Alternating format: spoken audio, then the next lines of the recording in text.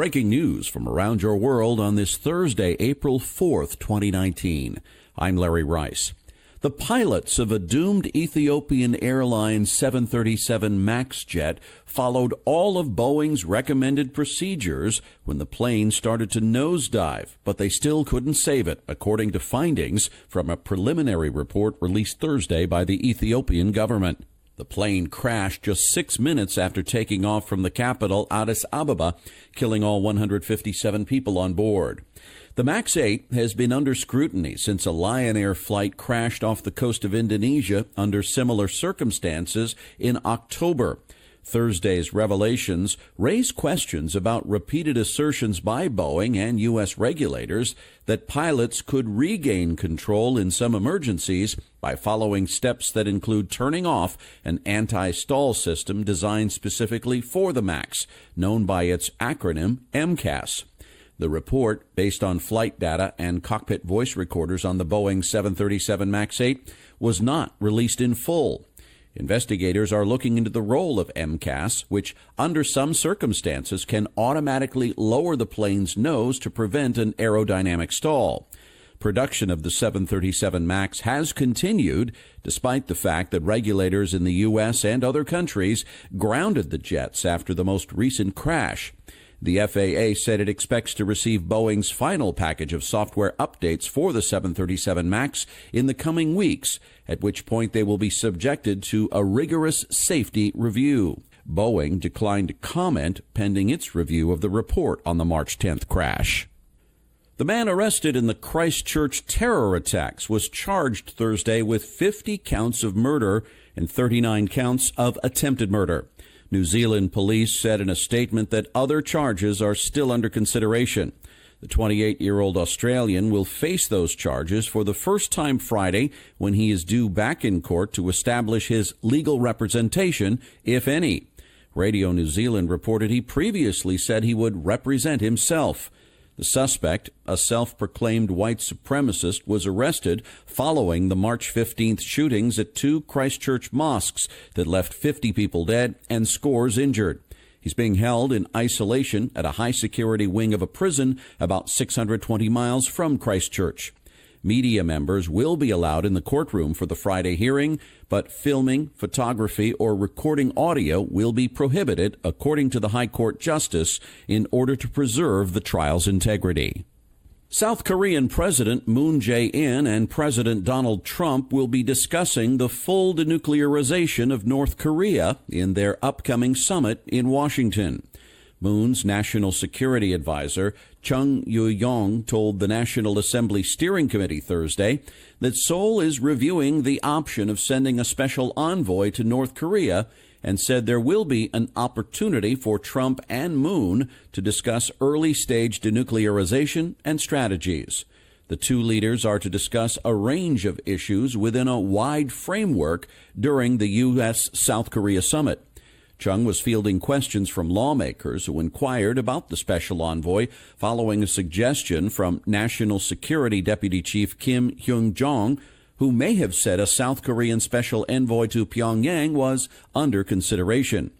Kim Hyung-jong had raised the issue of a special envoy after returning from Washington on Monday. The South Korean official had said it would be a good idea to first discuss it with the U.S., then send an envoy to the North. Meanwhile, North Korean leader Kim Jong-un may have reshuffled the negotiators who deal with the South, including Kim Yong-chol, a former military intelligence official, possibly responsible for the attack on a warship that killed nearly 50 South Koreans. Kim Yong-chol met with President Trump twice at the White House to deliver letters from the North's leadership, and may no longer be the negotiator for discussions with Seoul or Washington, according to South Korean television network JTBC. Other members of Pyongyang's negotiating team are also out, according to the report. Kim Yong-chol has been one of Kim Jong-un's closest aides, meeting frequently with Secretary of State Mike Pompeo. He may be under scrutiny following the breakdown of talks in Hanoi, Vietnam. The island nation of Brunei Wednesday put into effect a law that includes death by stoning for sex between men or adultery and amputation of limbs for theft. That measure sparked global outrage expressed by other governments, human rights groups, and others. The tiny but oil-rich monarchy on the island of Borneo in Southeast Asia based its new penal code on an interpretation of Islamic Sharia law, which can vary widely. Brunei's new penal code is barbaric to the core, imposing archaic punishments for acts that shouldn't even be crimes, according to Phil Robertson, Deputy Asia Director of Human Rights Watch, in a statement Wednesday. Robertson called on Sultan Hassanal Bolkiah, one of the world's wealthiest people, to immediately suspend punishments that violate human rights. The first of 33 parents charged in a college admissions bribery scandal entered a guilty plea Wednesday. Peter Jansatorio, a 53-year-old California packaged food entrepreneur, appeared in a Boston federal court Wednesday, along with other defendants, including actresses Felicity Huffman and Lori Loughlin. Sartorio was accused of paying $15,000 in cash to have someone correct answers on his daughter's ACT exam. Huffman is accused of paying $15,000 disguised as a charitable donation to cheat on her daughter's exam.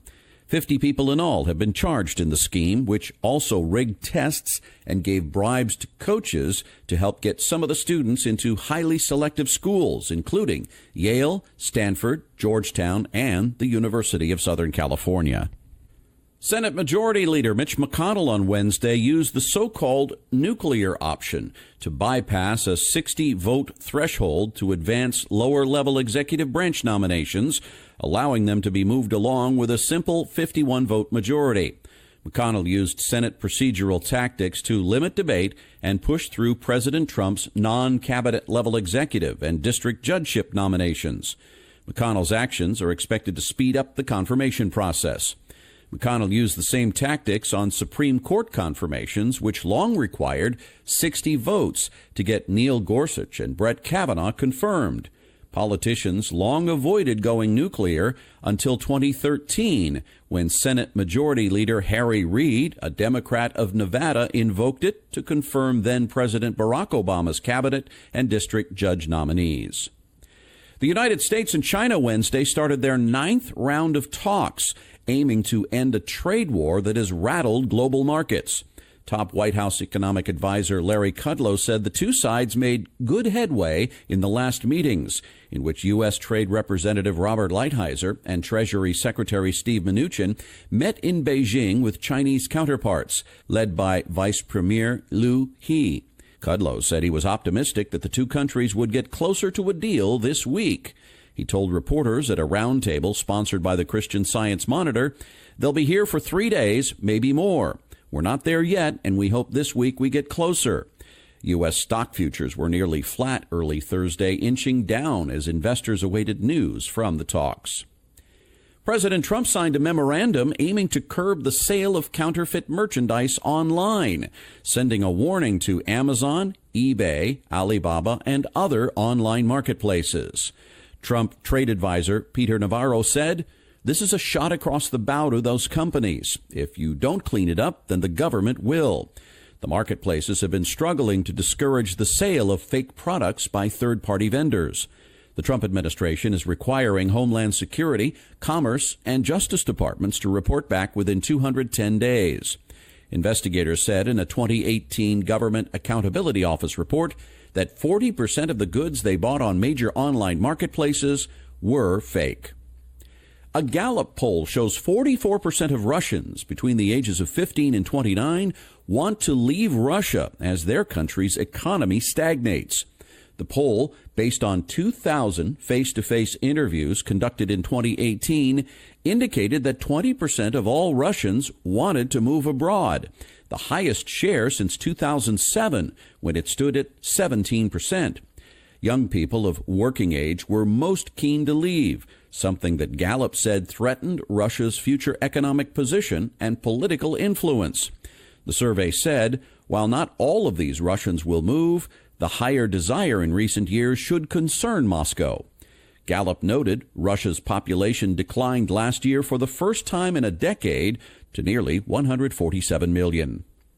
An unmanned Russian spacecraft carrying more than 3 tons of cargo broke a record for the time it took to reach the International Space Station, docking with the orbiting outpost in 3 hours and 21 minutes. The Progress freighter spacecraft was launched Thursday from the Russian space facility in Baikonur, Kazakhstan, and docked with the station after just 2 orbits. It was 19 minutes faster than the previous record set by another Progress ship in July, according to the Russian space agency Roscosmos. The cargo ship was carrying fuel, food, water, oxygen, and other supplies for the space station, which currently has 3 Americans, 2 Russians, and 1 Canadian astronaut on board. And that's your update for this Thursday, April 4th, 2019. I'm Larry Rice. Thanks so much for supporting this podcast and for listening, and I hope you have a wonderful day.